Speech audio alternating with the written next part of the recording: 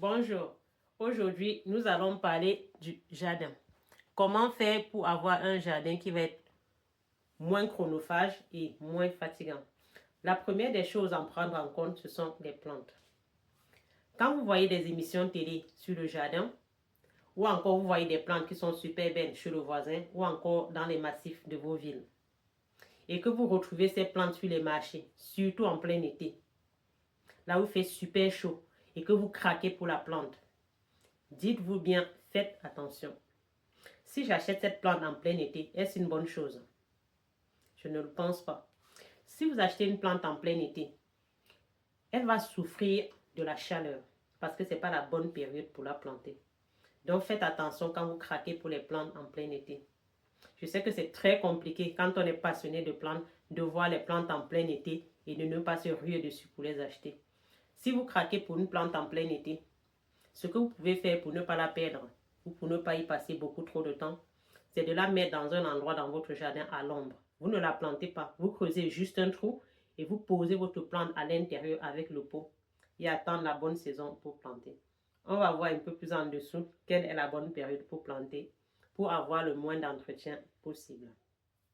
La deuxième des choses qui va vous permettre d'avoir un jardin moins chronophage, c'est la période de plantation. Quelle est la bonne période de plantation? Cela va dépendre si vous faites un potager ou un jardin d'agrément. Pour le potager, par exemple, la bonne période de plantation, je vais dire qu'il y en a deux. Les plantes qui ne craignent pas le froid, comme le petit pois, les salades, les fèves, les blettes, les betteraves. Ça, vous pouvez commencer à planter en hiver, on va dire vers février-mars. Vous pouvez déjà commencer à faire ces plantes dans votre potager. Pour les légumes du soleil, par exemple, la bonne période de plantation qui va vous permettre d'avoir un jardin moins chronophage, ça va être à partir de la mi-mai. Les saines glaces, on dit généralement c'est vers le 11 au 15 mai. Ça, c'est là où vous allez planter les légumes du soleil, les tomates, les poivrons, du piment et toutes les autres choses, pastèques, melons, courges. C'est à ce moment-là que vous allez commencer à planter, à utiliser ces plantes dans votre potager.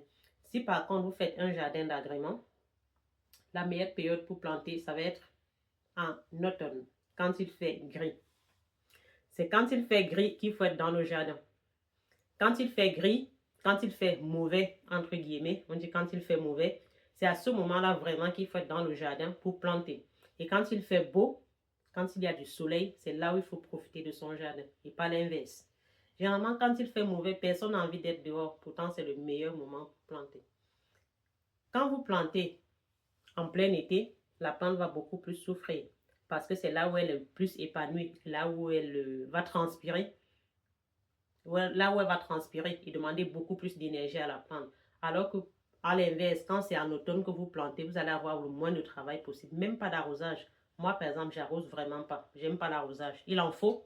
Je laisse la nature travailler à ma place. Ça, c'est pour les jardins malins. Toujours laisser la nature travailler à sa place. Donc, la période de plantation. Il faut vraiment prendre en compte la bonne période de plantation si on va avoir un jardin moins chronophage et moins fatigant. C'est dans cette optique que Terre de l'Ouest GHK vous accompagne dans la conception et l'aménagement de vos jardins. Si vous avez des projets, si vous avez envie d'avoir des jardins qui vont être fleuris sur toute l'année, c'est possible d'avoir des jardins fleuris sur toute l'année et c'est ce que nous mettons en place en nous basant sur trois principes. En premier principe, on a le plan d'aménagement qui va prendre en compte tous vos besoins et votre mode de vie. En deuxième principe, on a les plantes, une sélection de plantes rigoureuses en prenant en compte la diversité et la complémentarité des plantes pour avoir justement un jardin qui va être fleuri sur toute l'année. Et le troisième principe, c'est le planning. Un planning d'entretien et de mise en place. Une mise en place, notre particularité, c'est de mettre en place des jardins avec vous. Et pendant cette mise en place commune, on vous transmet et on partage toutes nos connaissances afin que votre jardin réponde à tous vos besoins sans vous épuiser. En troisième point, donc, pour avoir un jardin moins chronophage et moins fatigant, je vais parler des techniques de plantation. On a vu qu'il fallait planter au bon moment. Maintenant, comment faire pour entretenir le jardin de manière à ce que ça nous demande le moins de temps possible. Si on prend par exemple une surface de 100 mètres carrés et qu'on veut la désherber, on peut utiliser 3 façons de désherber. On peut soit désherber à la main, désherber au couteau ou encore utiliser la serfouette ou la houe. En désherbant à la main, on va prendre beaucoup plus de temps. Pour une surface de 100 mètres carrés par exemple, en désherbant, on peut mettre 1 jour ou 2 jours. Si on utilise le couteau, on peut mettre à peu près une journée ou encore une demi-journée. Et si on utilise la serfouette ou la houe, c'est vraiment l'outil que je préfère parce que ça fait énormément de choses dans le jardin. Si on utilise la houe, on va se rendre compte pour un désherbage à peu près de 100 mètres carrés, on peut mettre 2 à 3 heures.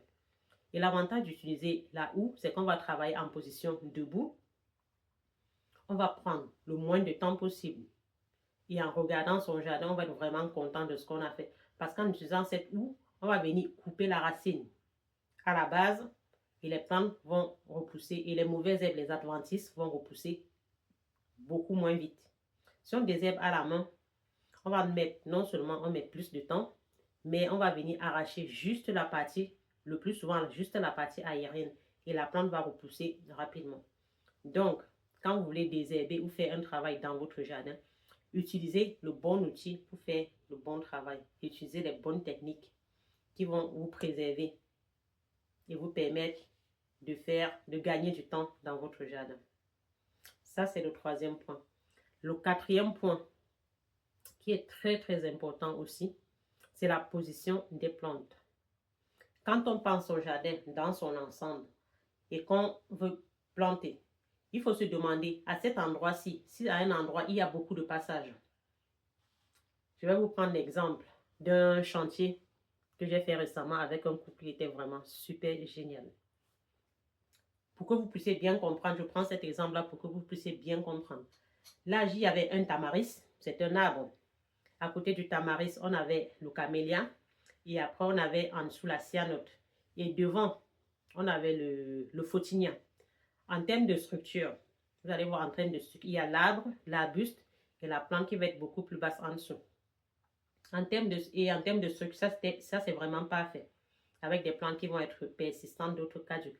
Et devant, il y avait un photinia. Un photinia, ça va être une plante qui va être persistante, c'est-à-dire qu'elle va garder les feuilles. En termes de distance aussi par rapport à la maison, elle semblait être bien positionnée. Elle était à peu près à 4,50 m de la maison. L'inconvénient, c'était que c'était devant au niveau de la terrasse, au niveau de la baie vitrée, et le fait que la plante soit persistante venait bloquer toute la vision du jardin. Le camélia, par exemple, qui était derrière et qui fleurait en hiver, en étant dans la maison en plein hiver, on ne pouvait pas profiter de la vision du camélia. Ce qui impliquait que le photinia, qui a une pousse rapide, devait être taillé constamment pour ne pas prendre beaucoup trop d'ampleur, pour ne pas cacher encore beaucoup plus. Donc, en pensant ce jardin dans sa globalité, on a donc pensé le jardin ensemble avec ses clients dans la globalité. On a dû déplacer le photinia à la bonne période. En automne, on l'a déplacé, c'était une grande table. On l'a déplacé en taillant. On reverra dans d'autres vidéos. Quand on déplace une plante qui est déjà assez imposante, comment est-ce qu'il faut faire? Donc, on a déplacé le photinia en préservant le maximum de racines, en taillant les racines, en taillant aussi la surface foliaire. Et on a déplacé, ce qui faisait que tout l'espace devant la terrasse et la baie vitrée était dégagé. Les personnes pouvaient donc profiter de la floraison du camélia. Le tamaris, il a aussi été taillé. Et en dessous, on est venu mettre des vivaces basses. On a agrémenté par exemple avec de l'euchère, des agapantes, des ostas, des élébores. Vous voyez donc avec la complémentarité de floraison, en étant dans la maison, nous ne pouvons pas sortir en hiver. Parce que la dame, elle a mis en place ce système-là parce qu'elle avait eu un accident. Elle ne pouvait pas se déplacer et elle voulait profiter de son jardin en étant dans la maison. On a donc mis des vivaces basses devant, ce qui fait que ces vivaces basses, elles vont rester assez basses, fleurir sur toute l'année parce que les plantes ont été sélectionnées pour avoir une floraison complémentaire. Ils profitent donc de leur floraison de vivaces basses. Le camélia qui est juste derrière, qui est persistant aussi, floraison hivernale, ils peuvent profiter de cette floraison. Et on a donc déplacé le Photinia beaucoup plus loin dans le jardin. Il est venu répondre à ce besoin-là. Ils auront moins à le tailler.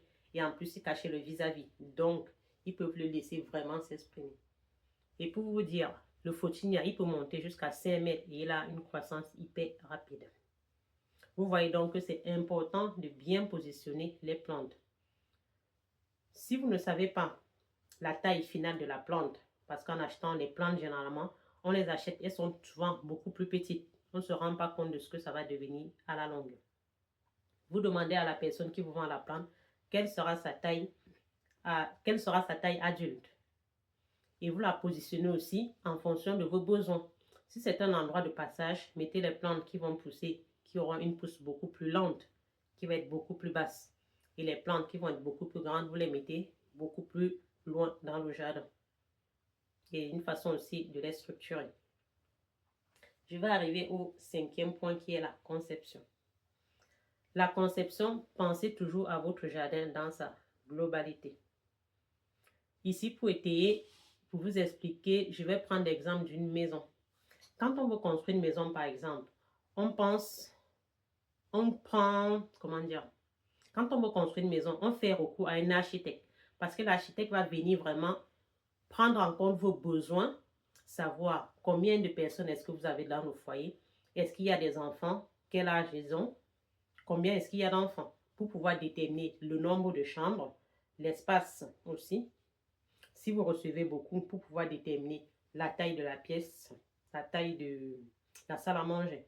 C'est la même chose que nous faisons dans la conception du jardin. On réfléchit le jardin dans son ensemble, on définit les différents espaces afin que lorsque vous achetez une plante, vous savez exactement où la plante va aller. Et vous n'avez pas de surprises plus tard, à avoir à déplacer les plantes tout le temps, à avoir à les tailler constamment. Donc, pensez le jardin dans sa globalité. En résumé, je vais dire, pour que votre jardin soit moins chronophage et moins fatigant, faites attention à vos plantes. À quel moment est-ce que vous achetez les plantes? En deuxième, la période de plantation. À quel moment est-ce que vous plantez? Si c'est un potager, vous savez à quel moment est-ce qu'il faut mettre en place votre potager et préparer le sol à l'avance. Si c'est un jardin d'agrément, réfléchissez le jardin en été. Ce n'est pas au moment de mettre en place qu'on se dit « Ok, je vais acheter la plante et je vais la mettre à tel ou tel endroit ». On réfléchit son jardin dans sa globalité et on le dessine à l'avance. Vous pouvez faire un croquis ou faire appel à l'aide de l'EGHK pour vous accompagner. En troisième, les techniques d'entretien. Utilisez le bon outil pour faire le travail adéquat afin de moins vous fatiguer. En quatrième ou en cinquième point, la position des plantes. La position des plantes est vraiment très déterminante. Sachez toujours comment est-ce que vous allez positionner vos plantes.